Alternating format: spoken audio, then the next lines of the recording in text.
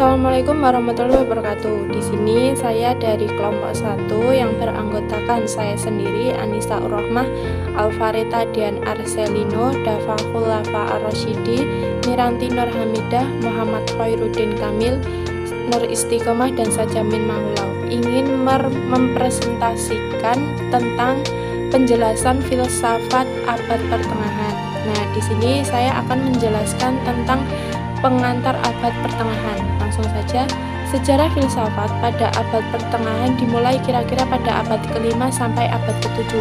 Jadi filsafat pada abad pertengahan itu kira-kira dimulai dari abad ke-5 sampai ke-7. Para sejarawan umumnya menentukan tahun 476, yakni berakhirnya kerajaan Romawi Barat yang berpusat di kota Roma dan munculnya kerajaan Romawi Timur yang kelak berpusat di Konstantinopel.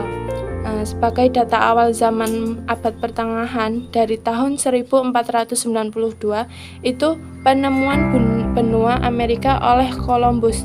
Itu sebagai data akhirnya. Masa ini diawali dengan lahirnya filsafat Eropa, sebagaimana halnya dengan filsafat Yunani yang dipengaruhi oleh kepercayaan, maka filsafat atau pemikiran pada abad pertengahan pun dipengaruhi oleh kepercayaan Kristen. Jadi filsafat Yunani itu sebagaimana dipengaruhi oleh kepercayaan Kristen. Artinya pemikiran filsafat abad pertengahan didominasi oleh agama.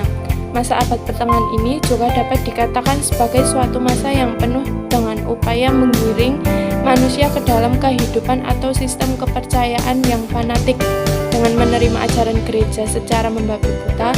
Karena itu perkembangan ilmu pengetahuan terhambat.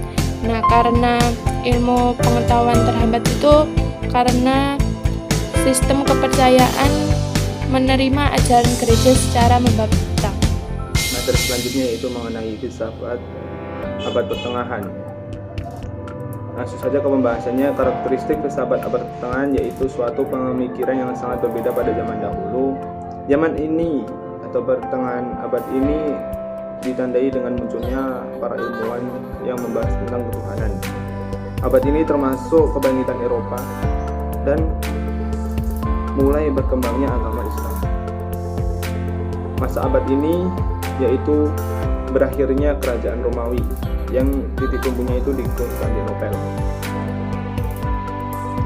Zaman abad pertengahan ini dimulai sejak abad ke-5 sampai abad 14 yang dikenal dengan abad gelap. Mengapa disebut dengan abad gelap? Karena pada zaman ini sedikit sekali dokumentasi sejarah seperti peninggalan-peninggalan patung, perkakas rumah tangga, dan lain-lain. Ciri-ciri atau karakteristik zaman abad pertengahan ini yaitu yang pertama, metode berpikirnya mengandung unsur-unsur Nasrani karena para pemimpinnya yaitu dipimpin orang-orang gereja. Yang kedua, cara berpikirnya mengikuti ajaran Aristoteles. Yang ketiga, berfilsafat dengan pertolongan Augustin. Yang keempat, pemikiran filsafat yang berkembang pada zaman ini yaitu filsafat pemikiran agama. Masa abad pertengahan ini juga dapat diartikan sebagai suatu masa yang penuh dalam upaya mengiring manusia ke dalam kehidupan sistem kepercayaan yang fisik dan fanatik. Dengan menerima semua ajaran gereja secara membabi buta. Karena ini perkembangan ilmu jadi terhambat. Masa ini penuh dengan dominasi gereja yang bertujuan untuk mengimbangi manusia ke arah kehidupan yang saleh. Namun itu di sisi lain, dominasi gereja ini tanpa memikirkan martabat dan kebiasaan manusia yang mengiringnya perasaan, pikiran, keinginan, dan cita-cita untuk menentukan masa depannya sendiri. Periode abad masa pertengahan yang dengan masa patristik Patristik itu diambil dari bahasa Latin yaitu pater, yang artinya apa, atau yang kita sebut dengan pemimpin gereja, teman-teman. Yaitu pada situlah telah diterapkannya filsafat Yunani. Maka dari situlah juga ada yang menerima filsafat Yunani tersebut dan juga ada yang menolaknya. Karena perbedaan yang berkelanjutan, maka orang-orang Kristen pada zaman tersebut ada yang menerima dan ada yang menolak. Dan orang yang menerima beranggapan bahwa orang yang menolak filsafat Yunani dimasukkan ke dalam agama Kristen tersebut, maka ia disebut orang munafik. Dari situlah maka muncul yang namanya para apologis, yang bisa disebut dengan pembela iman Kristen, teman-teman. Kemudian pada masa patristik tersebut mengalami dua tahap. Yang pertama, permulaan agama Kristen, yang dimana setelah mengalami sebuah sukaranan perjuangan yang sangat dahsyat, maka dari situlah ia mulai memperkuat gereja dan mulai menerapkan dogma-dogma, keyakinan, kepercayaan ataupun agama di dalam Kristen tersebut. Kemudian yang kedua yaitu filsafat Agustinus, yang dimana Agustinus itu adalah salah satu filsuf yang terkenal pada masa patristik itu. Dari itulah dia melihat bahwa dogma-dogma ataupun keyakinan ataupun akidah yang telah ditetapkan tadi itu adalah menjadi sesuatu keseluruhan yang harus diyakini di dalam Kristen. Begitu dari saya. Nanti bisa dilanjutkan contohnya oleh Mbak Miranti. Patristik ini filsafat menyatu dengan gereja dan berdasarkan inspirasinya dari Plotinus. Masa patristik dibagi menjadi dua, yaitu patristik Yunani dan patristik Latin. Tokoh-tokoh dari patristik Yunani ada Clemens dari Alexandria, terus ada Origenes, kemudian Gergius, Basilus, dan Dionysius Areopagita. Dan tokoh-tokoh dari patristik Latin ada Hilarius, Ambrosius, Hieronymus, dan Augustinus. Ajaran-ajaran falsafi teologis dari bapak-bapak gereja menunjukkan pengaruh Plotinus. Mereka berusaha untuk memperlihatkan bahwasanya iman itu sesuai dengan pikiran-pikiran paling dalam dari diri manusia. Selain itu, mereka juga berhasil membela ajaran Kristiani terhadap tuduhan dan pemikir-pemikir kafir. Oke teman-teman, kali ini kita memasuki pembahasan masa-masa skolastik. Sebelum kita mempelajari apa itu skolastik dan bagaimana perkembangan skolastik, ada hal yang lebih kita perhatikan sebelum mempelajari hal tersebut. Filsafat Barat abad pertengahan dapat dikatakan sebagai abad gelap. Karena apa? Karena berdasarkan pendidikan sejarah gereja saat itu, tindakan gereja saatlah membelenggu kehidupan manusia, sehingga manusia tidak lagi dapat memiliki kebebasan untuk mengembangkan potensi dirinya. Semua hasil pemikiran manusia diawasi oleh kaum gereja, dan apabila terdapat pemikiran yang bertentangan dengan ajaran gereja, maka orang yang mengemukakannya akan mendapatkan hukuman yang berat.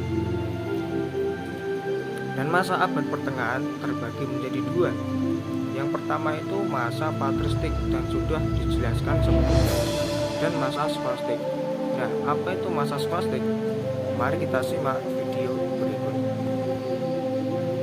Nah, istilah skolastik itu berasal dari kata school yang berarti sekolah, atau dari kata schooler yang mempunyai arti kurang lebih sama, yaitu ajaran atau sekolahan. Dan masa skolastik itu terbagi menjadi tiga. Yang pertama masa awal skolastik, masa keemasan skolastik, masa akhir skolastik.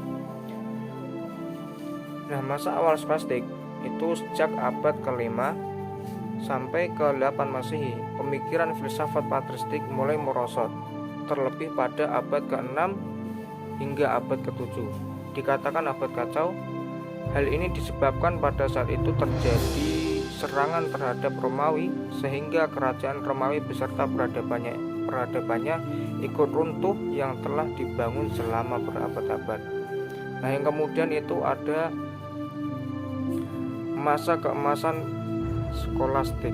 Pada masa skolastik awal, filsafat bertumbuh pada alam pemikiran dan karya-karya Kristiani.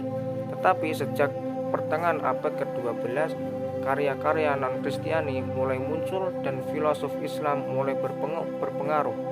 Dan pada masa ini merupakan kejayaan skolastik yang berlangsung dari abad 1200 hingga 1300 Masehi, yang disebut juga masa berbunga.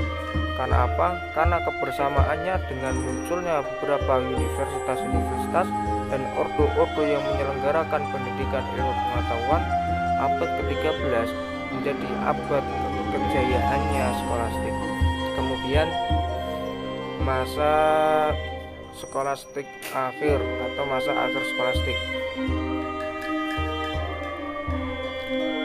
Masa skolastik akhir ditandai dengan kemalasan berpikir filsafati, sehingga menyebabkan stagnasi atau kemandegan pemikiran filsafat skolastik Kristen. Tokoh yang terkenal pada masa itu adalah Nikolaus Cusanus dari tahun 1401 hingga 1404 Masehi. Dari filsafatnya ia beranggapan bahwa Allah SWT adalah objek sentral bagi intuisi manusia, karena menurutnya dengan intuisi manusia dapat mencapai yang terhingga. Sini saya akan menyebutkan beberapa tokoh pada masa skolastik. Skolastik sendiri muncul pada sekolah-sekolah kapital, yaitu sekolah-sekolah yang dikaitkan dengan gereja. Untuk tokoh yang pertama ada Peter Abelardus.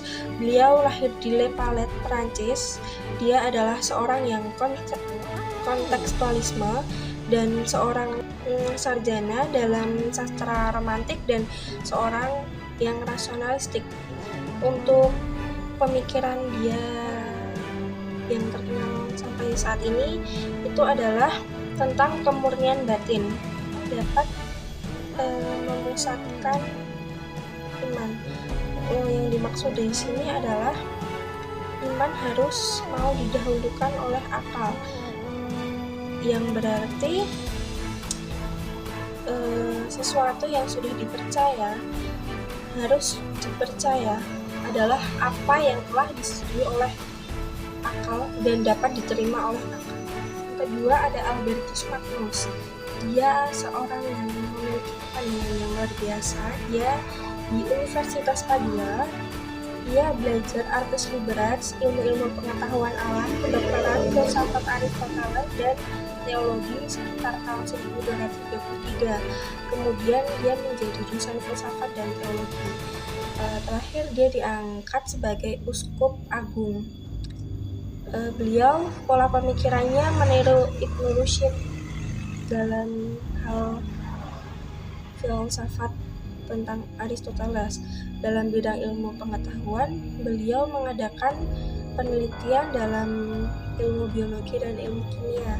Untuk yang ketiga ada Thomas Aquinas. Nama sebenarnya adalah Santo Thomas Aquinas, yaitu Thomas yang suci dari Aquinas. Di samping itu dia sebagai ahli pikir, dia juga seorang dokter gereja bangsa Italia. Dia lahir di Rocca Secca, Napoli. Baik, selanjutnya setelah masa pertengahan berakhir, sampailah pada masa peralihan yang diisi dengan gerakan kerohanian yang bersifat pembaharuan. Zaman peralihan ini merupakan embrio masa modern. Masa peralihan ini ditandai dengan munculnya gerakan Renaissance, humanisme, dan reformasi yang berlangsung antara abad ke-14 hingga ke-16. Setelah Eropa mengalami masa kegelapan, para pemikir berusaha mencari ide-ide baru dengan cara mempelajari ilmu-ilmu zaman Romawi kuno, Yunani kuno, atau kerajaan Ottoman untuk kemudian dimodifikasi. Renaissance secara harfiah berarti terlahir kembali. Hal ini sejalan dengan apa yang dilakukan oleh para pemikir dan seniman-seniman Eropa. Mereka kembali melihat dan membuka ide-ide lama yang ditinggalkan oleh bangsa Romawi atau Yunani, baik dalam bentuk pemikiran, bangunan, atau karya seni. Gerakan yang kedua yaitu gerakan humanisme. Gerakan humanisme disebut juga sebagai gerakan khas dari gerakan Renaissance. Renaissance sebagai masa kebangkitan yang menjembatani abad pertengahan menuju abad modern melalui gerakan-gerakan intelektual ini memiliki gerakan khas di antara gerakan-gerakan yang lain, yakni humanisme. Gerakan humanisme adalah sebuah gerakan yang menekankan pada adanya nilai dan martabat manusia di atas apapun dan menjadikan kepentingan manusia sebagai tolak ukur kebenaran yang mutlak. Gerakan yang ketiga yaitu gerakan reformasi. Gerakan reformasi adalah upaya untuk melakukan perubahan ajaran kekristenan agar sesuai dengan Alkitab. Dengan kata lain, reformasi merupakan upaya yang dilakukan untuk memperbaiki dan mengembalikan ajaran gereja ke jalan yang lurus. Gerakan-gerakan tersebut memiliki banyak pengaruh terhadap dunia. Yang pertama, tumbuhnya kebebasan, kemerdekaan, kemandirian pada setiap individu manusia. Manusia berupaya untuk memaksimalkan potensi pada dirinya. Yang kedua, berkembangnya ilmu pengetahuan, seni dan budaya, dan kebebasan berpikir. Yang ketiga, runtuhnya dominasi gereja di Eropa akibat revolusi gereja pada abad ke-16, dan masih banyak lagi. Ya, baik, untuk penutup atau kesimpulan dalam makalah kita, yakni filsafat abad pertengahan. Zaman pertengahan ialah zaman di mana filsafat abad pertengahan dijijirkan dengan adanya hubungan erat antara agama Kristen dan filsafat. Abad pertengahan memiliki sebutan lain, misalnya abad ke-8, zaman skolastik, atau masa pratistik, yang semuanya menggambarkan corak pemikiran filsafat dan keilmuan yang dibentuk sesuai dengan perkembangan peradaban Kristen. Abad ini ditandai dengan keruntuhan budaya Romawi dan upaya untuk kembali membangun peradaban berdasarkan ajaran filsafat Yunani dan ajaran agama Kristen. Perkembangan ilmu dan filsafat berlangsung di gereja-gereja pada awalnya untuk kemudian mengalami perpecahan dikarenakan dominasi kuat agama terhadap berbagai aspek kehidupan. Perkembangan ilmu, pengetahuan dan filsafat berlangsung dengan lambat tetapi pasti sejalan dengan kontak budaya dengan budaya Islam dan semangat untuk kembali pada kejayaannya peradaban Yunani.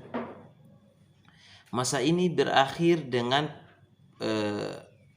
pemisahan kekuasaan dan pemikiran antara ajaran agama yang bertahan di gereja dan perkembangan keilmuan yang mendapat tempat di lembaga sekolah. Ya. Mungkin itu penjelasan dari kami kelompok 1 ya, yang membahas tentang abad pertengahan. Demikian apa yang dapat kami sampaikan lewat video ini. Kurang dan lebih kami mohon maaf yang sebesar-besarnya. Akhiru kalam, wassalamualaikum warahmatullahi wabarakatuh.